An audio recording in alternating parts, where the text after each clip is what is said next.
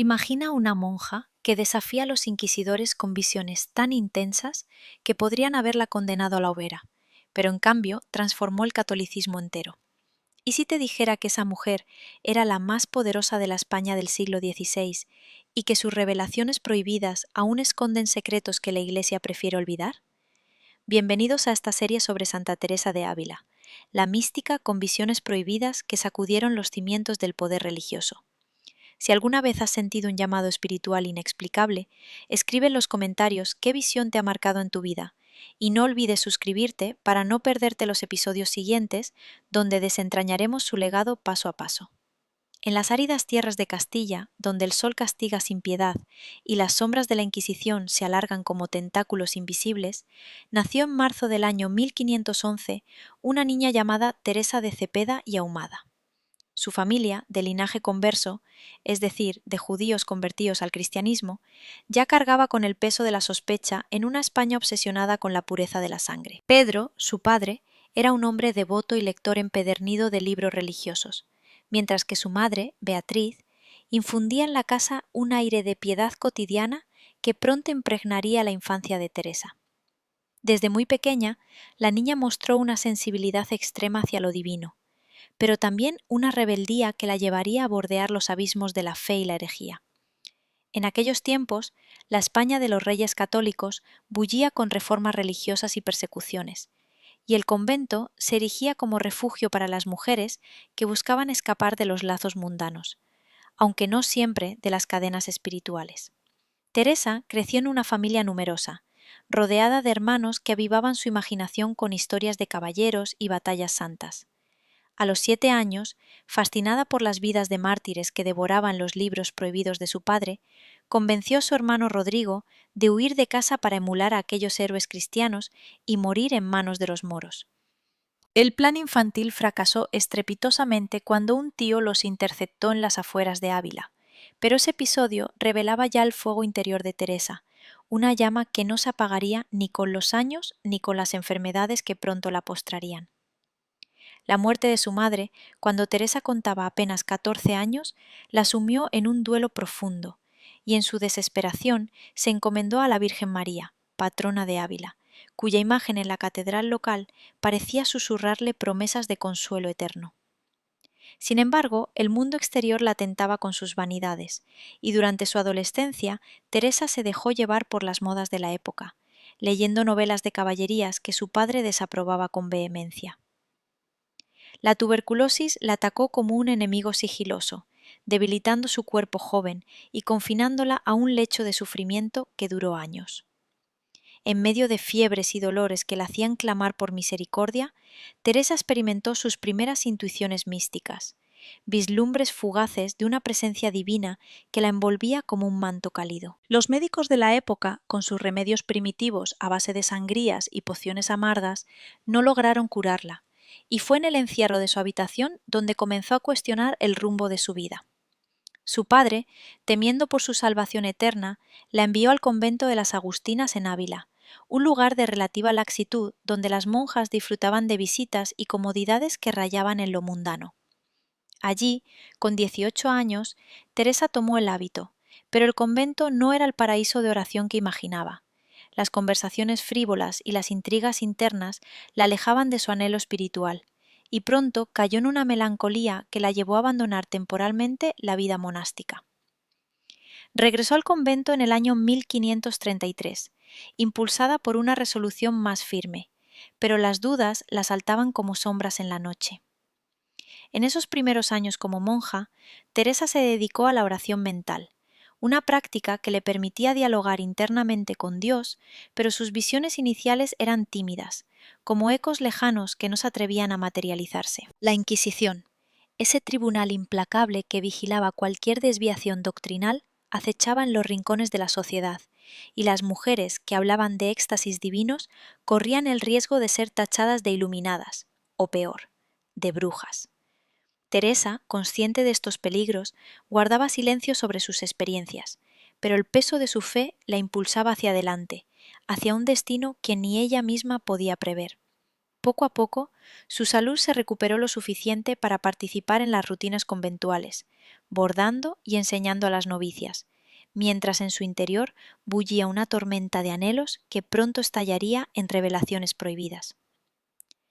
El primer gran quiebre llegó en una confesión rutinaria, cuando un sacerdote le advirtió que sus devociones excesivas podrían ser obra del demonio disfrazado.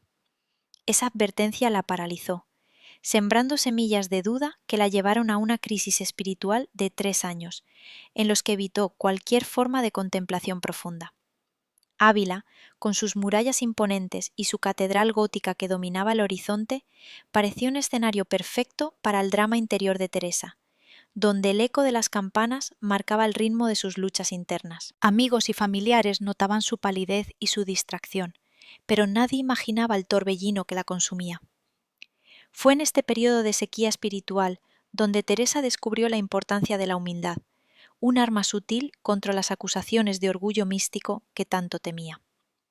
Sin embargo, el retiro no duró para siempre, y como un río que rompe una presa, sus visiones regresaron con una fuerza renovada, arrastrándola hacia lo prohibido. Una de esas visiones tempranas la mostró tendida en el suelo del coro del convento, con un ángel que le atravesaba el corazón con una lanza de fuego, un dolor exquisito que la dejó jadeante y transformada. No era una fantasía poética, sino una experiencia física que la marcó de por vida, y aunque lo relató en privado a su confesor, el miedo a la Inquisición la obligaba a medir cada palabra.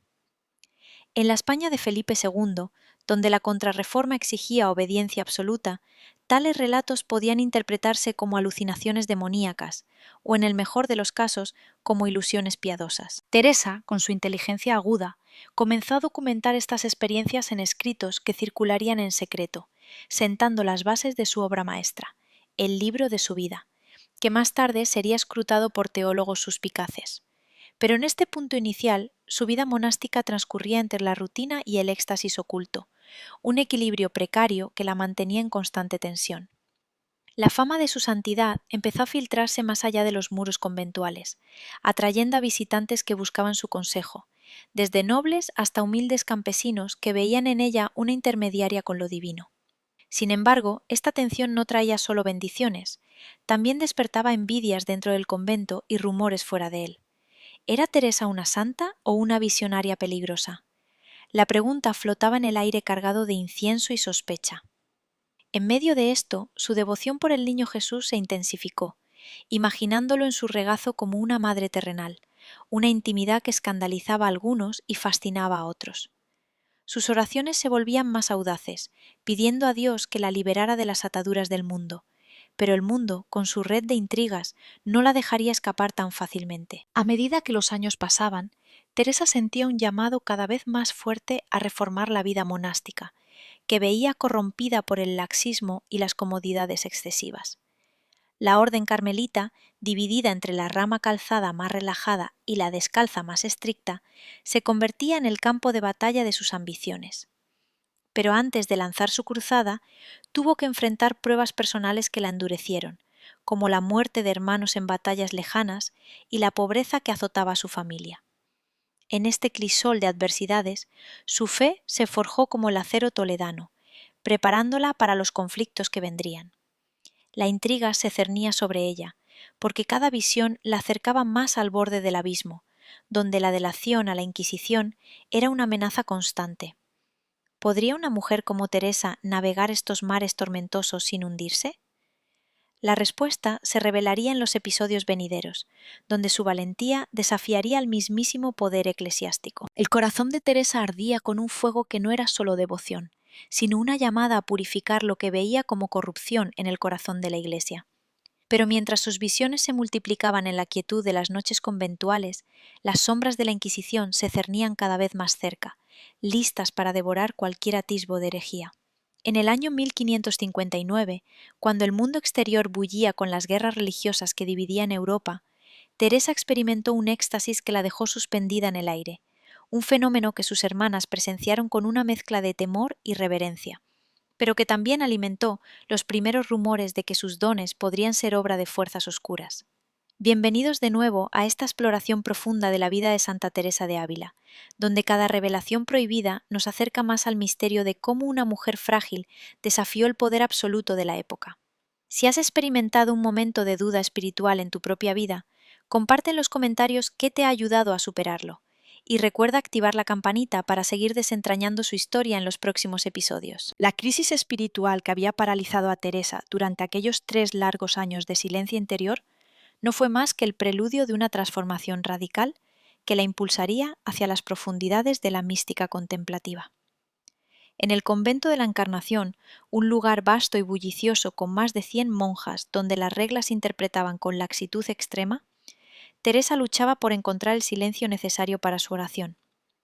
Las celdas, aunque humildes en apariencia, albergaban visitas frecuentes de familiares y amigos, y el murmullo de conversaciones sobre asuntos mundanos se entretejía con los cantos litúrgicos, creando un ambiente que diluía la pureza de la vocación que ella anhelaba.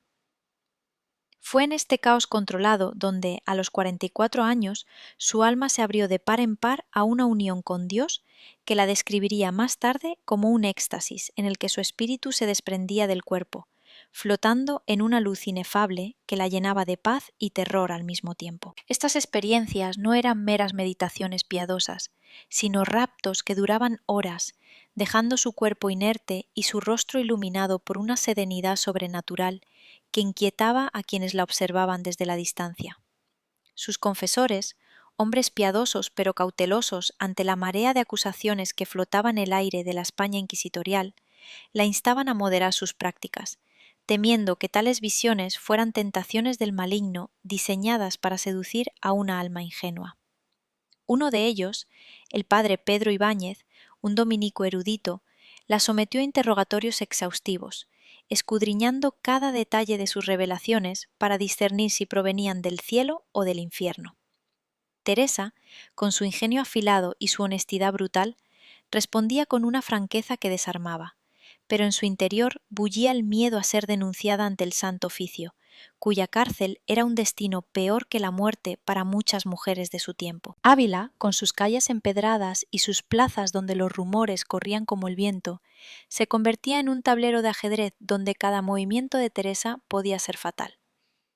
Las paredes del convento, aunque gruesas, no eran impenetrables al eco de las denuncias anónimas que algunos vecinos murmuraban sobre la monja que hablaba con ángeles en voz alta durante la noche. En paralelo a estas luchas internas, Teresa comenzó a tejer una red de aliados que la protegerían en los años venideros. Personas como el padre Baltasar Álvarez, un jesuita joven y brillante, cuya mente analítica validaba sus experiencias como auténticas gracias divinas. Juntos exploraban las enseñanzas de los grandes místicos, como San Pedro de Alcántara, cuyo ascetismo extremo inspiraba a Teresa a endurecer su disciplina personal, ayunando con pan y agua mientras el resto del convento disfrutaba de comidas más abundantes. Estas alianzas eran frágiles, porque en una era donde la Contrarreforma de Trento exigía uniformidad doctrinal, cualquier desviación podía interpretarse como disidencia,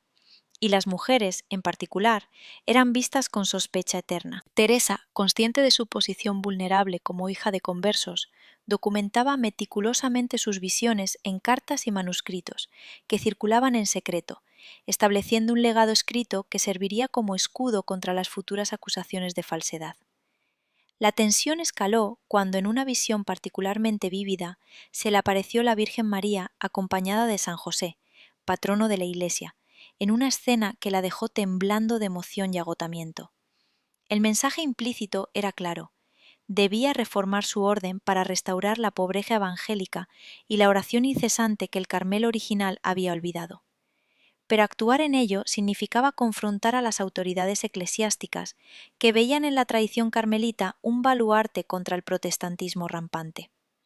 En el convento, las envidias brotaban como maleza. Algunas monjas, celosas de su creciente reputación de santidad, susurraban que sus éxtasis eran teatro para ganar influencia, y un incidente menor con una novicia indisciplinada avivó las llamas de la discordia interna. Teresa, con su sentido práctico, respondía con caridad, pero el peso de estas críticas la empujaba a buscar refugio en la oración, donde Dios le revelaba que su prueba era un crisol para purificar su alma antes de la gran obra que la aguardaba. Mientras tanto, el mundo exterior no permanecía indiferente. La muerte de su padre en el año 1555 había dejado a la familia en una precaria situación económica, y Teresa, como monja, no podía intervenir directamente, pero su intercesión espiritual parecía obrar milagros en la resolución de disputas familiares. Esta providencia aparente atraía más atención, y pronto nobles como doña Guiomar de Ulloa, una viuda devota, se convirtieron en mecenas que financiaban sus primeros intentos de reforma. Sin embargo, cada paso hacia adelante traía un obstáculo. Un confesor más conservador la obligó a jurar que no revelaría más visiones, un voto que rompió en secreto cuando la urgencia divina se impuso. La Inquisición, con su red de informantes que incluía clérigos y laicos, captaba estos susurros y en Toledo, no lejos de Ávila, procesaban a místicos sospechosos con una eficiencia aterradora, quemando libros y silenciando voces que osaban cuestionar la ortodoxia. En este torbellino, Teresa experimentó lo que llamaría la oración de quietud, un estado en el que la voluntad se rendía por completo a Dios, dejando el alma en un reposo profundo que contrastaba con la agitación de su entorno. Estas sesiones la aislaban del ruido conventual, pero también la exponían al escrutinio. Una hermana, al entrar inesperadamente en su celda, la encontró en trance y corrió a contarlo, avivando temores de posesión demoníaca. Para contrarrestar esto, Teresa enfatizaba la importancia de la obediencia, sometiéndose a sus superiores incluso cuando sus consejos contradecían sus intuiciones, una humildad que la salvaba de muchas trampas. Sin embargo, la intriga se intensificaba, porque rumores de sus poderes curativos, como cuando una monja enferma se recuperó tras su imposición de manos, comenzaban a circular más allá de los muros, atrayendo tanto devotos como escépticos, que cuestionaban si una mujer podía ser instrumento de lo divino en una iglesia dominada por hombres. La culminación de esta fase llegó con la visión del infierno en el año 1570, un descenso terrorífico a un pozo de fuego y tormento, que la convenció de la urgencia de su misión reformadora. Despertó de ese éxtasis convulsa y empapada en sudor, convencida de que Dios la había enviado allí no solo para su instrucción, sino para advertir a otros del destino de las almas negligentes. Este episodio la marcó profundamente, impulsándola a escribir sobre él con detalles vívidos que escandalizarían a sus lectores posteriores, pero en ese momento lo guardó como un secreto ardiente que avivaba su determinación. Ávila, bajo el reinado de Felipe II, era un polvorín religioso donde la lealtad al rey y a la fe se entrelazaban, y Teresa navegaba este laberinto con astucia, usando su correspondencia con figuras influyentes para ganar tiempo. La pregunta que flotaba en el aire era si sus visiones prohibidas la elevarían a la santidad o la arrastrarían al abismo de la condena, un dilema que se resolvería en las batallas que estaban por venir, donde su coraje chocaría frontalmente con las estructuras de poder que gobernaban su mundo. Esa visión del infierno no fue un mero sueño perturbador, sino un catalizador que impulsó a Teresa a erigir un bastión de austeridad en medio de la decadencia monástica, un convento fundado en la pobreza absoluta que provocaría una guerra civil dentro del Carmelo, amenazando con dividirlo para siempre. En el año 1562, cuando las tensiones religiosas en España alcanzaban su punto álgido con la ejecución de herejes en plazas públicas, Teresa se alió con un visionario carmelita para crear un refugio que encarnara la pureza evangélica, pero este acto de rebeldía la expuso directamente a la cólera de sus superiores, que veían en ella una amenaza a la tradición establecida. Bienvenidos una vez más a esta inmersión en la vida de Santa Teresa de Ávila, donde sus visiones prohibidas no solo iluminaban su alma, sino que encendían reformas que remodelaron la Iglesia. Si alguna vez has fundado algo que desafió las normas establecidas, cuéntanos en los comentarios qué motivación te impulsó a hacerlo. Y suscríbete para descubrir cómo su audacia provocó un cisma que aún resuena en la historia espiritual. El convento de la Encarnación, con sus amplios salones y celdas que albergaban lujos discretos pero evidentes, representaba para Teresa el epítome de lo que había corrompido su orden, donde monjas poseedoras de bienes terrenales negociaban visitas con familiares como si fueran damas de corte en lugar de esposas de Cristo. En las madrugadas, cuando el silencio solo se rompía por el tañido distante de las campanas de la Catedral de Ávila, Teresa meditaba sobre la regla original de San Alberto, escrita en las montañas de Monte Carmelo siglos atrás, que exigía pobreza, aislamiento y oración incesante, elementos que el paso del tiempo había erosionado bajo la influencia de concesiones reales y donaciones generosas. Su corazón, aún latiendo con el eco del terror infernal, la urgía a actuar, pero la obediencia a la Iglesia la ataba como cadenas invisibles, obligándola a pedir permiso a obispos y priores que recelaban de cualquier innovación femenina. En este delicado equilibrio encontró un aliado inesperado en María de Ocampo, su sobrina de 18 años, cuya juventud y devoción ardiente se unieron a la causa, aportando no solo entusiasmo, sino también los primeros recursos para el proyecto soñado.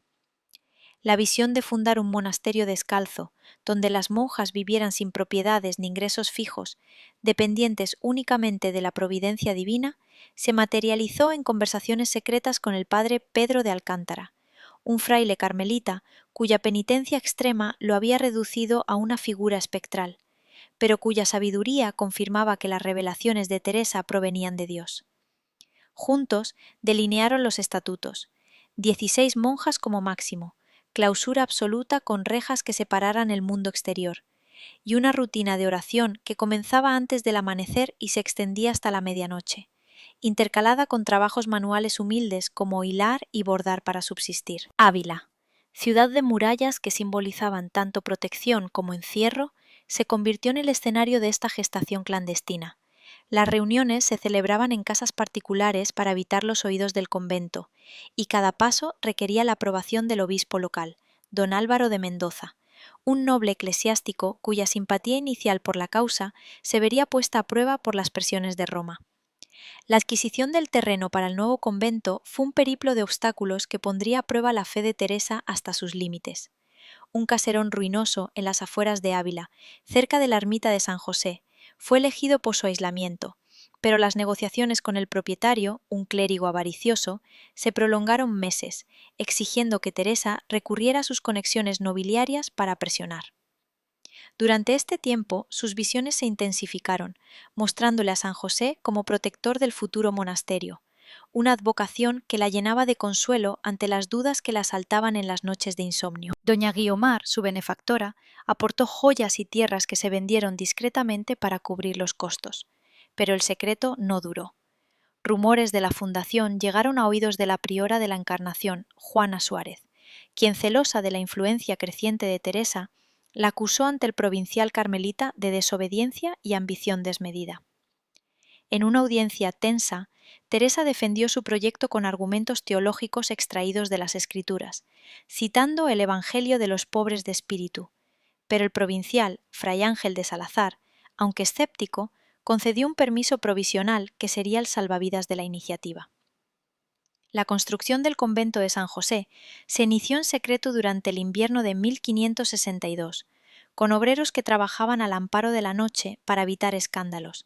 mientras Teresa dirigía las obras desde la distancia, sufriendo con cada retraso como si fueran heridas en su propia carne. Las visiones la sostenían en estos momentos.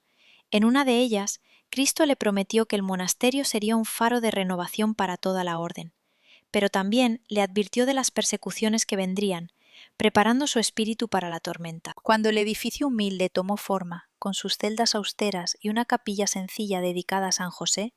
Teresa experimentó un éxtasis colectivo durante la primera misa, presenciado por las primeras monjas que juraron la regla primitiva, renunciando a cualquier posesión personal. Esta inauguración, el 8 de agosto de ese año, marcó el nacimiento de las Carmelitas Descalzas, pero también el detonante de conflictos que reverberarían hasta el Vaticano. La reacción de la Orden Calzada no se hizo esperar. Frailes y monjas tradicionales veían en esta fundación un ataque a su modo de vida, acusando a Teresa de iluminada y de inventar visiones para justificar su insubordinación. En Malagón, no lejos de Ávila, donde Teresa había nacido temporalmente por razones familiares, el provincial amenazó con clausurar el convento, obligándola a viajar en mula por caminos polvorientos para defender su obra ante autoridades eclesiásticas que interrogaban su ortodoxia con preguntas incisivas. Sus respuestas, impregnadas de humildad y erudición, las había pulido en manuscritos privados que circulaban entre aliados jesuitas, pero el riesgo era inminente. La Inquisición de Toledo, bajo el dominio del gran inquisidor Fernando de Valdés, escudriñaba cualquier reforma monástica por posibles influencias luteranas. En este clima de sospecha, Teresa recibió una visión en la que la Virgen le aseguraba protección, un consuelo que la impulsó a redactar sus primeras constituciones, detallando no solo las normas diarias, sino la espiritualidad interior que las sustentaba. Mientras el convento de San José florecía con vocaciones jóvenes atraídas por su rigor, Teresa enfrentaba pruebas personales que endurecían su resolución.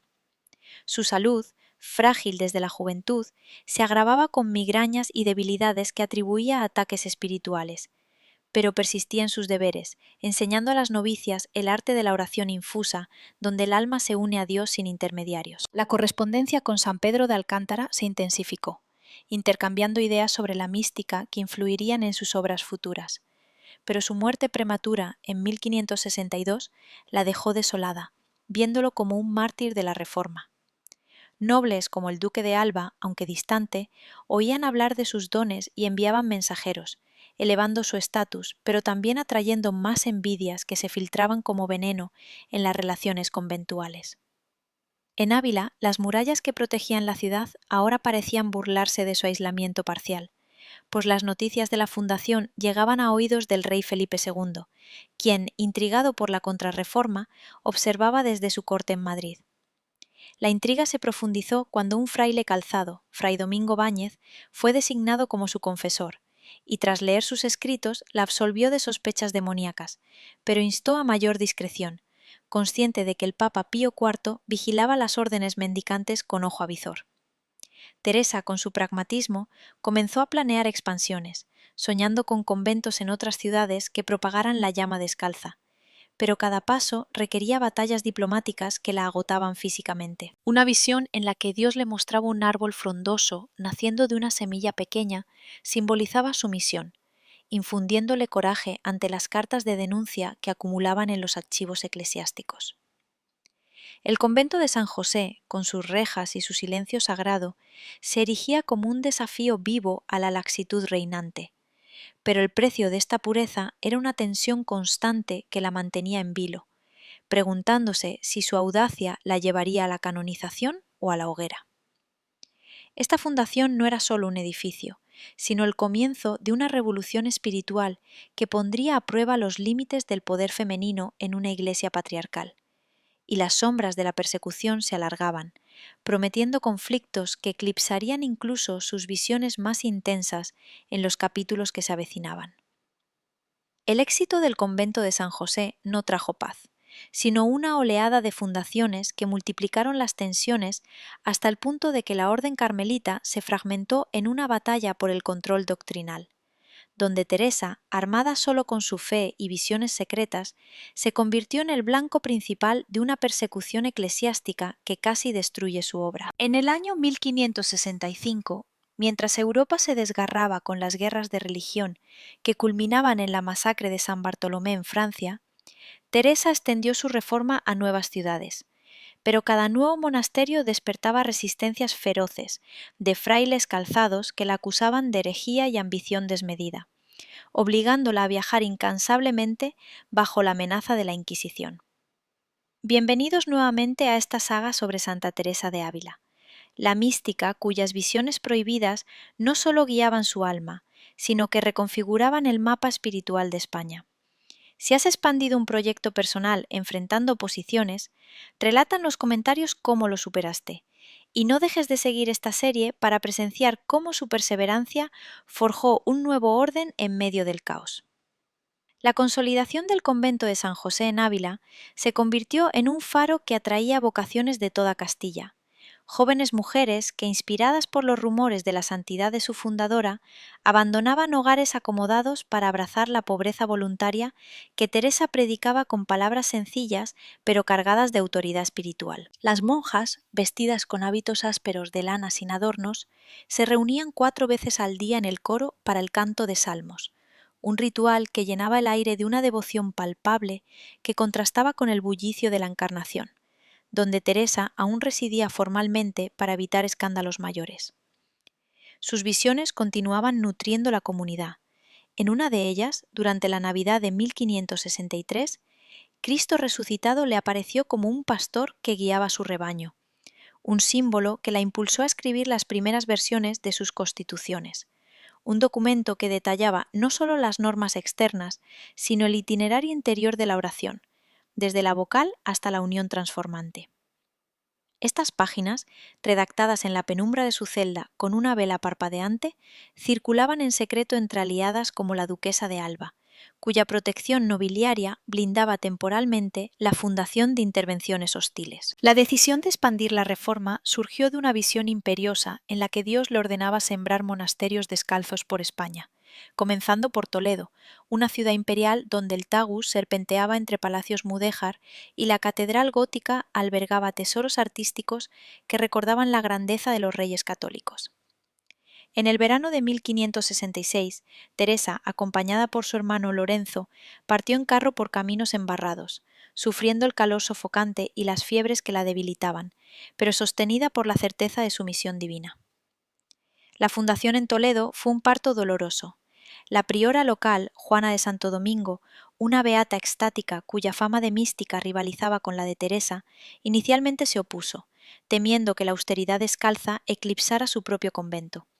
Pero tras largas negociaciones en salones perfumados de incienso, accedió a unificar esfuerzos bajo la regla primitiva. El nuevo monasterio, dedicado a la Madre de Dios, se erigió en un barrio humilde, con celdas que evocaban cuevas eremitas más que palacios conventuales, y las primeras monjas juraron votos que incluían el silencio perpetuo fuera de las horas recreativas,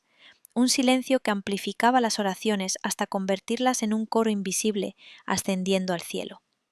Sin embargo, esta expansión no pasó desapercibida. El capítulo general de la Orden Carmelita en Toledo, reunido en 1567, emitió un decreto que prohibía a Teresa fundar más conventos sin autorización expresa, acusándola implícitamente de desobediencia y de introducir novedades que socavaban la unidad de la Orden. Frailes calzados como Fray Pedro Fernández, provincial intransigente, la interrogaron en audiencias cargadas de tensión, escudriñando sus visiones como posibles delirios influenciados por lecturas prohibidas de místicos alumbrados.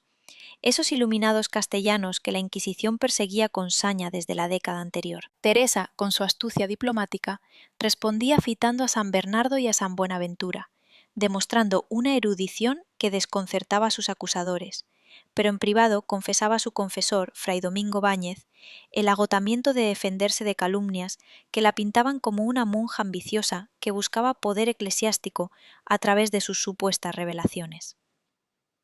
La ciudad de Toledo, con sus callejones laberínticos y sus sinagogas convertidas en iglesias que recordaban las persecuciones pasadas, se convertía en un espejo de las luchas internas de Teresa, donde cada paso hacia adelante era un riesgo calculado contra el abismo de la excomunión. La fundación en Medina del Campo, en el año 1567, trajo un respiro temporal gracias al apoyo del virrey de Portugal, quien donó tierras fértiles para el sustento del convento, pero también avivó envidias locales, con monjas calzadas que sabotearon las obras derramando aceite en las excavaciones como un acto de superstición maligna. Teresa, instalada temporalmente allí, experimentó un éxtasis público durante la inauguración, donde su cuerpo se elevó unos palmos del suelo ante testigos atónitos, un fenómeno que tanto validaba su santidad como alimentaba sospechas de brujería en una España obsesionada con procesar a mujeres visionarias. Para contrarrestar esto, comenzó a redactar su Camino de Perfección, un tratado dirigido a sus monjas que enseñaba el arte de la oración humilde, evitando éxtasis ostentosos y enfatizando la caridad fraterna como antídoto contra las divisiones que ya fracturaban la orden. Esta obra, escrita en fragmentos robados al sueño, revelaba su visión de la mística como un camino accesible no solo a élites espirituales, sino a almas comunes, un mensaje que resonaba en tiempos de crisis donde el protestantismo amenazaba con erosionar la fe católica desde el norte. Las persecuciones se intensificaron cuando el nuncio apostólico Felipe de Sega, un italiano enviado por Pío V para supervisar la Contrarreforma, ordenó en 1571 que Teresa fuera confinada en un convento calzado y sus fundaciones supervisadas por frailes hostiles, una medida que la dejó al borde del colapso, viajando de convento en convento como una fugitiva eclesiástica. En Salamanca, donde fundó un monasterio en 1568 entre estudiantes universitarios que debatían teología escolástica, sus visiones le mostraron a la Trinidad en una danza eterna de amor, una imagen que inspiró sus escritos, pero que guardó celosamente para evitar acusaciones de quietismo, esa herejía que negaba la necesidad de obras buenas. Aliados como el padre Jerónimo Gracián, un carmelita joven y carismático, se unieron a la causa descalza, formando una facción que equilibraba el poder calzado. Pero las intrigas cortesanas llegaban hasta Madrid, donde el rey Felipe II, informado por informes contradictorios, debatía si apoyar o reprimir esta reforma femenina que desafiaba la jerarquía tradicional. En este torbellino de fundaciones y conflictos, Teresa enfrentaba desafíos personales que probaban su resiliencia. La muerte de su hermana María en 1568 la sumió en un duelo que transformó en oración por las almas purgadas, mientras su salud se deterioraba con hemorragias nasales y parálisis temporales que atribuía a combates espirituales contra demonios que envidiaban su misión. Nobles protectoras como la marquesa de Velada proporcionaban carruajes y escoltas para sus viajes, pero el costo emocional era alto, con noches en que lloraba ante el crucifijo por el escándalo que su obra causaba en la Iglesia. Una visión en la que Cristo la llamaba «hija mía» le renovaba fuerzas, recordándole que su sufrimiento era participación en su pasión, un tema que exploraría en sus escritos con profundidad teológica que influiría en santos posteriores. Las fundaciones en Malagón y Valladolid en 1569 extendieron la red descalza a Andalucía, regiones donde la Inquisición era particularmente vigilante, y cada inauguración requería misas solemnes que atraían multitudes, convirtiendo a Teresa en una figura semipública cuya fama de taumaturga curaba enfermos con solo su bendición.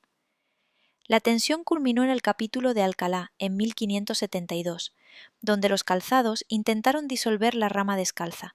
pero la intervención del general de la Orden, Fray Juan de Jesús María, un aliado inesperado, salvó la autonomía provisionalmente, aunque a costa de promesas de moderación que Teresa cumplía a regañadientes. En Burgos, su fundación de 1571 enfrentó oposiciones de obispos locales que veían en las descalzas una amenaza a su autoridad, obligándola a apelar directamente al nuncio con cartas persuasivas que equilibraban sumisión y pasión reformadora. Sus visiones prohibidas, ahora un arsenal secreto de motivación, le revelaban el futuro de su orden, como un árbol vigoroso que daría fruto en siglos venideros. Un consuelo ante las denuncias que se acumulaban en los archivos del Santo Oficio. Esta expansión no era mera arquitectura conventual, sino una guerra espiritual por la esencia del Carmelo, donde cada monasterio erigido era una victoria pírrica que la acercaba más al martirio espiritual. Y el velo de intriga se espesaba, prometiendo un clímax donde su fe chocaría con el poder papal en formas que ni siquiera sus éxtasis más profundos podían prever. La prohibición del nuncio no detuvo el fuego reformador de Teresa, sino que la impulsó a forjar una alianza secreta con un fraile joven cuya poesía mística capturaría el alma de sus visiones. Pero esta unión provocaría una persecución conjunta que pondría a ambos al borde de la ruina, con la Inquisición acechando en cada sombra de los conventos emergentes. En el año 1568, mientras las fundaciones descalzas se multiplicaban como semillas en viento fértil, Teresa reclutó a Fray Juan de la Cruz, un sacerdote diminuto de ojos profundos que compartía su anhelo por la pureza carmelita, y juntos fundaron el primer monasterio masculino en Duruelo, un acto de desafío que dividió la orden en facciones irreconciliables y atrajo la ira de Roma sobre sus cabezas. Bienvenidos de nuevo a esta travesía por la vida de Santa Teresa de Ávila, donde sus revelaciones prohibidas se entrelazaban con la pluma de un aliado para crear un legado que trascendería siglos. Si has formado una alianza inesperada que cambió tu camino, describe en los comentarios cómo surgió esa conexión y suscríbete para explorar cómo esta dupla mística desafió al establishment eclesiástico en los episodios que continúan. La fundación de Duruelo representó un punto de inflexión en la misión de Teresa, no solo por ser la primera para frailes descalzos, sino porque introdujo un elemento humano que humanizaría su reforma con la profundidad de un alma gemela en la búsqueda espiritual. Juan de Yepes, nacido en Fontiveros cerca de Ávila en 1542, había estudiado en la Universidad de Salamanca, impregnándose de teología y humanidades que lo distinguían de los frailes comunes, y su encuentro con Teresa en el convento de la Encarnación durante su confesión como sacerdote la convenció de su idoneidad para la vida eremítica que soñaba. Ella lo vio como un instrumento divino, un fraile de estatura menuda pero de espíritu gigante, cuya humildad natural contrastaba con la rigidez de los calzados, y en conversaciones nocturnas en el locutorio del convento le transmitió la esencia de sus constituciones, enfatizando la oración silenciosa como un río subterráneo que nutría la vida comunitaria sin necesidad de palabras vanas. Ávila, con su paisaje de pinares que evocaba el Monte Carmelo original, se convertía en el telón de fondo de esta recluta estratégica, donde Teresa, aún priora en la Encarnación, tejía planes que escapaban a la vigilancia de sus superiores, usando visitas permitidas para instruir a Juan en el arte de la renuncia total, desde los hábitos ásperos hasta el ayuno que purificaba el cuerpo para recibir gracias superiores. La preparación para Duruelo fue un ejercicio de fe audaz en medio de la penuria. La alquería donada por el noble Rafael Mejía era un edificio destartalado en las afueras de Ávila, con techos que goteaban y paredes agrietadas que recordaban las cuevas de los primeros eremitas. Pero Teresa lo transformó en su mente en un santuario, visitándolo en secreto para medir espacios y asignar funciones, imaginando el portal como iglesia y el desván como coro donde los salmos resonarían en la quietud del alba.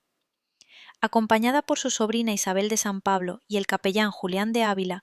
realizó obras preliminares con sus propias manos, blanqueando paredes y disponiendo lechos de paja, un esfuerzo que contrastaba con su salud delicada, marcada por accesos de fiebre que la postraban pero no la disuadían.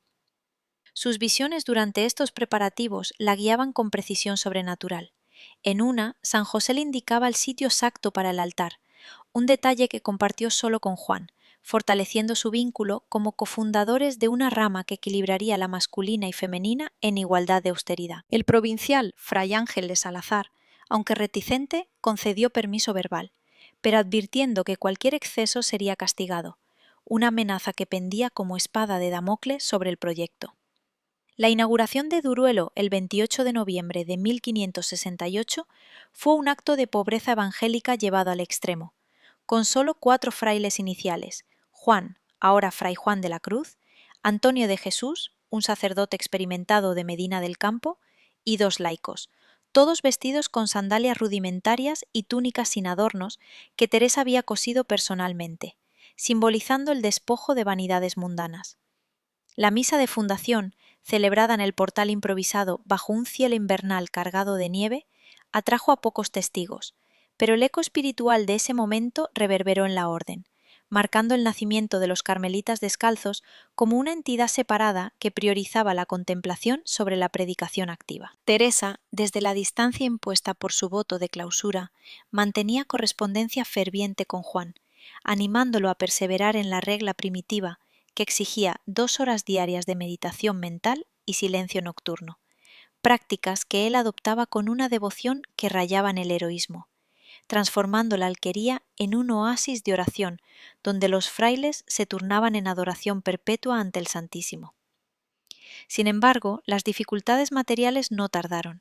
El invierno azotó con vientos helados que infiltraban las grietas, y la falta de provisiones llevó a racionamientos que probaban su compromiso. Pero Juan, con su poesía interior, componía versos que describían el alma como una llama oscura en la noche, un bálsamo que Teresa recibía en cartas y que la inspiraba a su vez. Esta alianza no era solo práctica, sino un intercambio místico que enriquecía las visiones de Teresa con la sensibilidad poética de Juan. Él, influenciado por sus enseñanzas, comenzó a experimentar éxtasis similares, describiendo la unión con Dios como un nada amoroso que absorbía el ser entero, un concepto que ambos exploraban en diálogos epistolares que circulaban en secreto para evitar los ojos inquisitoriales. En Duruelo, la vida comunitaria floreció bajo la guía remota de Teresa, con recreaciones fraternales que aliviaban la austeridad, como cantos devotos alrededor de una fogata, pero las envidias calzadas se avivaron rápidamente. Frailes rivales visitaban para ridiculizar el sitio como una pocilga indigna de monjes, y rumores de insubordinación llegaron al general de la orden en Roma, quien, aunque inicialmente permisivo, comenzaba a cuestionar la autonomía creciente de los descalzos. Teresa, consciente de estos peligros, instaba a Juan a documentar sus experiencias en escritos que preservaran la pureza doctrinal, sentando las bases para obras como la Subida del Monte Carmelo, que él escribiría más tarde, un tratado que complementaría el libro de las moradas de ella con una ascética rigurosa. El traslado de Duruelo a Mancera de Abajo en 1570, debido a la insalubridad del sitio original que causaba enfermedades entre los frailes, no debilitó la misión, sino que la expandió. Teresa, con permiso del obispo, supervisó la mudanza, viendo en ella una providencia que purificaba la comunidad, y en el nuevo convento, Juan profundizó en su rol como director espiritual, guiando a las monjas de Alba de Tormes con consejos que Teresa aprobaba desde Toledo. Sus visiones compartidas se manifestaban en sincronicidades. Mientras ella experimentaba el canto de la paloma en su alma, él lo plasmaba en metáforas nocturnas que le ayudaban a articular sus propios éxtasis en manuscritos ocultos. Sin embargo, la persecución se cernía. En 1574, el capítulo de la Orden en Plasencia declaró nulas las fundaciones descalzas, ordenando la dispersión de los frailes y el confinamiento de Teresa, una medida que Juan desafió, quedándose en secreto, arriesgando su libertad por la visión compartida. Aliados como el duque de Medinaceli proporcionaban protección temporal, pero las denuncias anónimas al Santo Oficio acusaban a la dupla de promover una espiritualidad demasiado interior que rozaba el alumbradismo, una herejía que había costado vidas en autos de fe recientes. En medio de esta tormenta, Teresa y Juan mantuvieron una correspondencia que era un faro de esperanza, donde ella le escribía sobre la necesidad de la noche oscura como purificación, un tema que él desarrollaría en su poesía, viendo en sus sufrimientos un eco de la pasión de Cristo que los unía en un martirio blanco. La fundación de Pastrana en 1569, bajo el mecenazgo del príncipe de Éboli, trajo un respiro lujoso con un palacio convertido en convento, pero también intrigas cortesanas que enredaron a Juan en disputas familiares, obligándolo a mediar con discreción teresiana. Sus visiones prohibidas ahora se filtraban en la liturgia descalza, con himnos que Juan componía basados en sus revelaciones, elevando la oración comunitaria a un arte sublime que atraía vocaciones de toda España. El general Juan Bautista Rubeo, visitando en 1567, había bendecido las dos fundaciones iniciales, pero su sucesor, el nuncio Felipe de Sega, en 1572, excomulgó temporalmente a los líderes descalzos, un golpe que Teresa contrarrestó apelando al rey Felipe II, con cartas que equilibraban sumisión y pasión,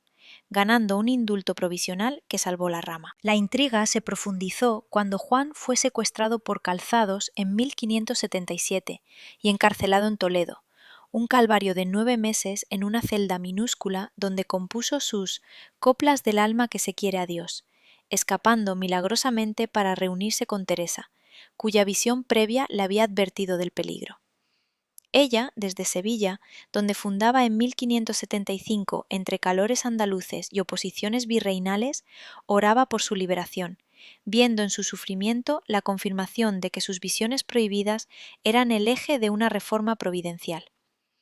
Nobles como la duquesa de Alba hospedaban sus viajes, pero el costo era alto, con hemorragias y visiones de llagas que la marcaban físicamente, recordatorios de la cruz que compartía con Juan. Esta alianza no era mera colaboración, sino una sinfonía mística donde las palabras de uno inspiraban las del otro, creando un corpus que desafiaba la teología árida de la época con la viveza de lo vivido. Y el velo de persecución se espesaba, anunciando un cisma que obligaría a la Iglesia a elegir entre la tradición estancada y la renovación ardiente que Teresa y Juan encarnaban, un conflicto cuya resolución transformaría el Carmelo para siempre en los capítulos subsiguientes. La persecución que unía a Teresa y Juan no era de fuego y azufre, sino de interrogatorios sutiles y retenciones de escritos que la Inquisición escudriñaba como posibles venenos heréticos, un martirio blanco donde cada acusación de alumbrada amenazaba con silenciar sus visiones para siempre, pero en cambio forjaba su doctrina en un escudo de obediencia inquebrantable. En el año 1574, mientras las fundaciones descalzas se extendían como raíces profundas en el suelo árido de España, el Santo Oficio de Toledo confiscó su libro de la vida, sometiéndolo a censores que buscaban rastros de quietismo o iluminismo en sus descripciones de éxtasis, obligándola a defender su mística ante teólogos que veían en las mujeres un peligro para la ortodoxia. Bienvenidos una vez más a esta odisea sobre Santa Teresa de Ávila, la visionaria cuyas revelaciones prohibidas fueron puestas a prueba en los salones sombríos del tribunal eclesiástico. Si has enfrentado acusaciones injustas que cuestionaron tu integridad, narra en los comentarios cómo las superaste con verdad y activa las notificaciones para presenciar cómo su fe prevaleció sobre las sombras de la duda en los episodios venideros. La fundación en Sevilla, en el abrasador verano de 1575, se erigió como un bastión de la reforma en tierras andaluzas, donde el Guadalquivir reflejaba los palacios renacentistas y las tensiones religiosas bullían bajo la superficie de la contrarreforma. Teresa, acompañada por su fiel colaboradora, Fray Jerónimo Gracián, descendió de su carro en una ciudad de contrastes, donde los aromas de jazmín se mezclaban con el humo de las hogueras inquisitoriales pasadas, y el convento de la Encarnación local, regido por monjas calzadas de costumbres relajadas, representaba el opuesto exacto a su ideal de clausura estricta. El sitio elegido fue un caserón modesto en el barrio de San Vicente, donado por una viuda devota llamada Catalina de Godínez, y las obras de adaptación incluyeron la construcción de rejas altas que separaran irrevocablemente el mundo exterior, un símbolo de la pureza que Teresa defendía con pasión en sus cartas a aliadas nobles como la duquesa de Medinaceli. Sus visiones durante el viaje le habían mostrado a la Virgen como protectora de esta nueva semilla, un consuelo ante las fiebres que la asaltaban en las posadas polvorientas, donde oraba por la perseverancia de las novicias que la seguían, atraídas por rumores de su santidad que corrían como el viento del estrecho. Sin embargo, Sevilla se convertiría en el epicentro de una tormenta inquisitorial que pondría a prueba los límites de su paciencia y obediencia. El provincial calzado, Fray Diego de Cárdenas, un hombre de temperamento iracundo y conexiones en el tribunal local, denunció el convento ante el Santo Oficio, acusando a las descalzas de practicar ritos alumbrados, esa secta mística que la Inquisición perseguía con denuedo desde los años 30, tachada de antinomianismo por su énfasis en la oración interior sin obras externas. Las monjas, apenas una docena inicial, fueron interrogadas en salas húmedas del tribunal, donde el aroma a pergamino viejo y tinta se entretejía con el miedo palpable, y las preguntas incisivas buscaban contradicciones en sus testimonios sobre los éxtasis de la fundadora, que algunos describían como levitaciones o visiones corporales que rozaban lo sobrenatural prohibido. Teresa, confinada en el convento por orden del visitador apostólico, experimentó un éxtasis en el que Cristo le revelaba la inocencia de su causa, un bálsamo que la impulsó a redactar 2 relaciones exhaustivas, documentos dirigidos a los jesuitas Rodrigo y Jorge Álvarez, comisionados por el tribunal, donde detallaba su doctrina con precisión teológica, citando a San Agustín y San Tomás de Aquino, para demostrar que sus revelaciones no contradecían la fe católica, sino que la enriquecían. El proceso inquisitorial en Sevilla no era un juicio formal contra Teresa, pero su sombra se extendía como una niebla espesa. El comisario local, Fray Gaspar de Salazar, un dominico que había conocido en Córdoba años antes, intervino para moderar las acusaciones, recordando conversaciones previas donde ella había consultado sus dudas místicas y recibido aprobación. Pero las calumnias provenían de monjas descontentas, como la lela María de San Alberto, cuya lengua afilada tejía relatos de orgías espirituales que escandalizaban a los censores.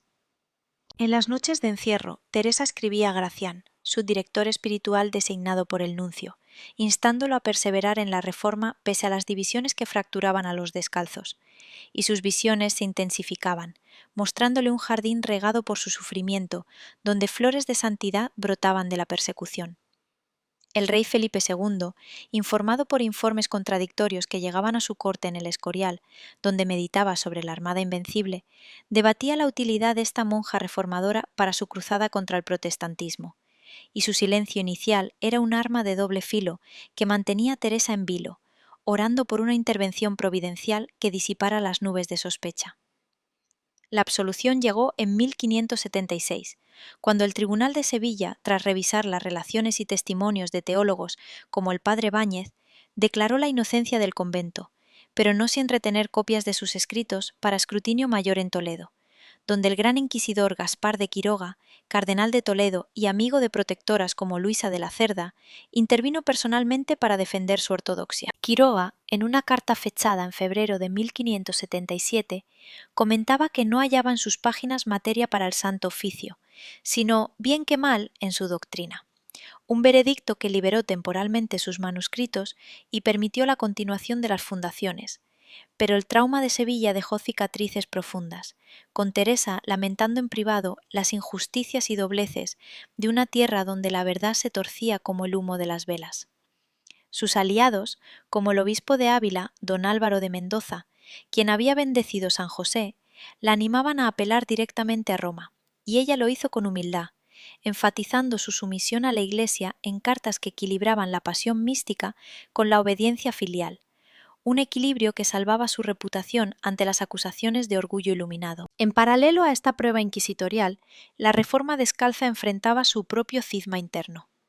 Gracián, de temperamento voluble, se inclinaba hacia concesiones con los calzados, provocando desavenencias con Juan de la Cruz, quien desde Alcalá defendía la austeridad primitiva con una tenacidad que Teresa admiraba en silencio, viéndolo como el contrapeso necesario a las intrigas políticas. Sus visiones durante el encierro sevillano le mostraban a Juan como un pilar de fuego en la noche, un presagio de su propio cautiverio que se materializaría pronto, y ella oraba por él con la intensidad de una madre espiritual, preconociendo que su alianza era el corazón pulsante de la Reforma.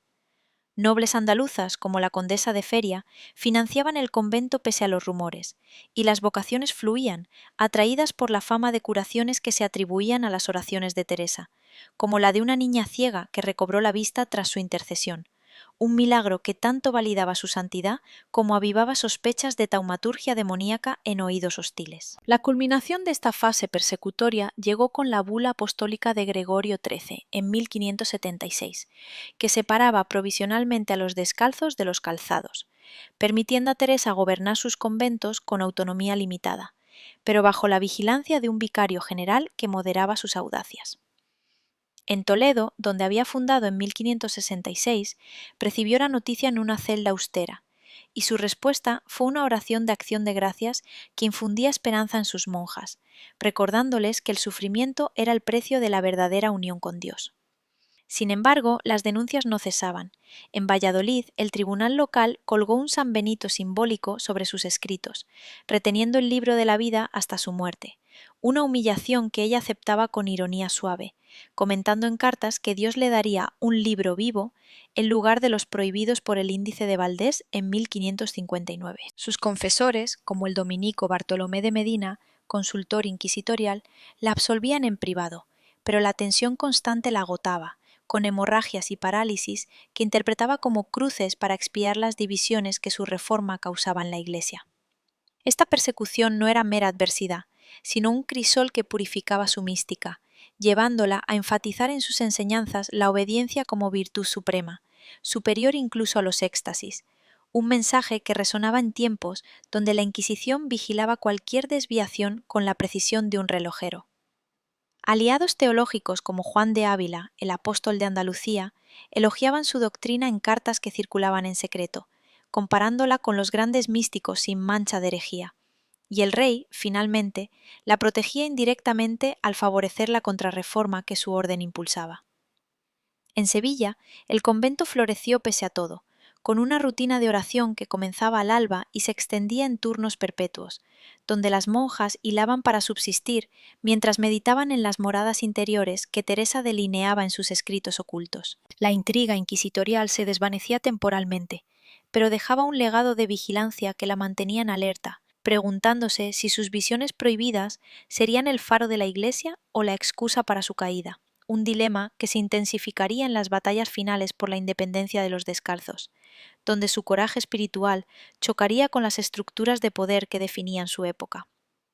La separación de los descalzos no fue un triunfo apacible, sino el clímax de una guerra espiritual donde Teresa, exhausta pero inquebrantable, navegó intrigas papales y reales para otorgar independencia a su orden, un legado forjado en visiones que la Iglesia finalmente abrazaría como tesoro inestimable, pero que en sus últimos años la llevaron a un ocaso de paz en medio de sombras persistentes. En el año 1579, mientras Europa contenía el aliento ante la amenaza otomana en el Mediterráneo, y Felipe II soñaba con su imperio donde no se ponía el sol, Teresa viajó a Roma en una odisea diplomática que la confrontó con cardenales suspicaces, defendiendo su reforma ante el Vaticano con argumentos que equilibraban mística y obediencia, culminando en la aprobación papal que aseguraba la supervivencia de los carmelitas descalzos como rama autónoma. Bienvenidos por última vez a esta epopeya sobre Santa Teresa de Ávila, la mística con visiones prohibidas que transformó la Iglesia desde las sombras de sus conventos. Si esta serie te ha inspirado a explorar tu propia espiritualidad, escribe en los comentarios qué visión de Teresa resonó más en ti, y suscríbete para más historias que desentierran legados olvidados, porque su luz perdura en la eternidad. La bula de segregación de Gregorio XIII en 1576 había sido un respiro precario, pero las tensiones entre calzados y descalzos estallaron en un cisma abierto que amenazaba con desintegrar la orden carmelita, con capítulos provinciales que se reunían en conventos remotos como Alcalá y Plasencia para disputar jurisdicciones y doctrinas, acusando a los reformadores de cismáticos en cartas que volaban a Roma como flechas envenenadas. Teresa, desde su base en Toledo, donde el convento de la Madre de Dios se erigía como un oasis de oración entre los ríos Tajo y Tormes, tejía alianzas con figuras clave como el padre Antonio de Heredia, vicario general de los Descalzos, y el joven fray Juan Narducci, un italiano erudito que la guiaba en los laberintos del derecho canónico. Sus visiones durante estas crisis la sostenían como un ancla. En una particularmente vívida, Cristo le aparecía herido por las divisiones eclesiásticas, instándola a perseverar en la unidad bajo la cruz, un mensaje que incorporaba en sus cartas circulares a las monjase, recordándoles que la verdadera reforma nacía del amor fraterno más que de decretos humanos. El rey Felipe II, desde su retiro en el Escorial donde meditaba sobre tratados teológicos, intervenía sutilmente a favor de los descalzos, viendo en su rigor un baluarte contra las herejías que asolaban Europa, y sus emisarios, como el obispo de Coria, don Pedro Fernández, facilitaban audiencias que salvaban fundaciones al borde del cierre. El viaje a Alba de Tormes en 1579, impulsado por la enfermedad que minaba su cuerpo frágil, marcó el comienzo de su última etapa itinerante, donde fundó el convento de San José en una ciudad ducal plagada de hambrunas y plagas que recordaban las profecías apocalípticas de la época. Allí, en el Palacio de los Duques de Alba, donde tapices flamencos narraban batallas santas, Teresa experimentaba éxtasis que la dejaban postrada, pero su mente aguda dictaba las últimas constituciones definitivas, un compendio de 19 capítulos que detallaban la vida comunitaria desde el velo de las novicias hasta la elección de superioras, enfatizando la pobreza evangélica como imitación de la Virgen en la Anunciación. Sus monjas, un coro de voces jóvenes y veteranas, la rodeaban en la enfermería, recitando salmos mientras ella corregía manuscritos con mano temblorosa, y el prior local, fray Antonio de Jesús, un antiguo calzado convertido al rigor descalzo, la asistía en disputas que llegaban desde Sevilla, donde calzados intentaban apoderarse de conventos mediante litigios que invocaban antiguas bulas papales. En este crisol, Teresa escribía a Gracián, ahora provincial descalzo, pero envuelto en sus propios escándalos personales, instándolo a la humildad para evitar que las ambiciones humanas empañaran la pureza de la reforma, un consejo que reflejaba su propia experiencia con las tentaciones del poder que sus visiones le advertían como ilusiones del demonio. La aprobación papal final llegó tras una campaña diplomática que culminó en la visita de legados vaticanos a España en 1580, donde el cardenal Juan Antonio de Capizucchi, protector de los descalzos en Roma, presentó sus escritos ante el Sagrado Colegio, defendiendo que las visiones de Teresa no eran delirios alumbrados, sino frutos de gracia ordinaria, respaldados por teólogos jesuitas como el padre Francisco de Borja, duque convertido en santo.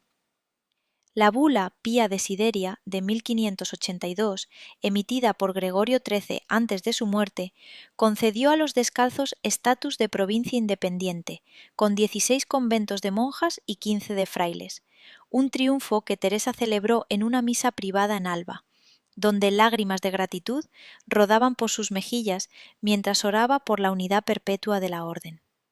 Sin embargo, este logro no disipó todas las sombras. Calzados recalcitrantes, como Fray Diego de Cárdenas en Andalucía, continuaban hostigando fundaciones remotas, y la Inquisición retuvo copias de su obra hasta después de su muerte, escudriñándolas por posibles influencias erasmistas que nunca hallarían. Sus últimos escritos, como las exclamaciones del alma a Dios, revelaban una madurez espiritual donde las visiones prohibidas se convertían en cantos de entrega total, describiendo el alma como un castillo interior con 7 moradas que culminaban en la unión beatífica, un itinerario que influiría en místicos posteriores sin rozar la herejía. En los meses finales, la salud de Teresa se deterioró con una rapidez que alarmaba a su entorno. Viajes agotadores desde Valladolid, donde había fundado en 1574, entre estudiantes salmantinos que debatían su teología en aulas sombrías, la dejaban con fiebres intermitentes y debilidades que atribuía a cruces finales para expiar las divisiones causadas por su audacia. El convento de Alba, con su capilla barroca naciente y sus huertos que proveían sustento humilde, se convirtió en su refugio, donde dictaba cartas de despedida a aliados como el duque de Alba, expresando gratitud por su mecenazgo, que había financiado 17 monasterios femeninos y 16 masculinos en total, un imperio espiritual extendido desde Burgos hasta Granada. Sus visiones en esta etapa eran suaves, como la de la Trinidad habitando su alma en paz, un consuelo ante las calumnias residuales que pintaban su reforma como un capricho de monja ambiciosa, ignorando cómo había consultado a más de 20 teólogos para validar cada revelación. El padre Antonio, su confesor, la absolvía diariamente, preparándola para el tránsito con sacramentos que enfatizaban la misericordia divina, y las monjas velaban en turnos, recitando el rosario mientras ella susurraba plegarias por la iglesia, pidiendo que su orden floreciera en pobreza y oración, como el Carmelo primordial. La muerte de Teresa, el 4 de octubre de 1582, fiesta de San Francisco, ocurrió en la celda austera del convento de Alba, rodeada de sus hijas espirituales que presenciaron un rostro sereno iluminado por una alegría sobrenatural, un éxtasis final que confirmaba las promesas de sus visiones. Su cuerpo, embalsamado según la costumbre carmelita, fue enterrado en secreto para evitar profanaciones, pero su fama de santidad se extendió inmediatamente, con curaciones atribuidas a su intercesión que avivaron el culto popular pese a las reticencias inquisitoriales. El rey Felipe II, al enterarse, ordenó oraciones por su alma, reconociendo en privado cómo su reforma había fortalecido la contrarreforma en un momento donde la Armada enfrentaba tormentas atlánticas. Juan de la Cruz, desde Baeza, donde dirigía un colegio descalzo, lloró su pérdida como la de un padre en la fe, componiendo elegías que capturaban su esencia mística, y el cisma se resolvió póstumamente con la confirmación de la independencia en 1592 por Clemente VIII, un legado que perduraría en siglos de contemplación carmelita. El impacto de Teresa trascendió su época. Su libro de la vida, publicado en 1565, pero retenido por la Inquisición hasta 1588, circularía en ediciones expurgadas que influirían en santos como Francisco de Sales, mientras sus fundaciones se multiplicaban en Europa y América, llevando su espiritualidad interior a misioneros jesuitas en las Indias. En Ávila, su ciudad natal donde las murallas aún vigilaban el horizonte castellano, el convento de San José se convertía en santuario, atrayendo peregrinos que buscaban ecos de sus éxtasis en las celdas donde había sufrido y triunfado. Su canonización en 1720 por Clemente XI la elevó a doctora de la Iglesia en 1970, un honor póstumo que validaba sus visiones prohibidas como doctrina perenne, demostrando cómo una mujer de linaje converso había desafiado inquisidores y patriarcas para renovar la fe con fuego interior. Esta historia no termina con su muerte, sino que se expande en la tradición viva del Carmelo, donde su intriga mística invita a generaciones a escalar las moradas del alma hacia la unión divina, un testimonio eterno de que la verdad, aunque perseguida, ilumina las sombras de la historia para siempre.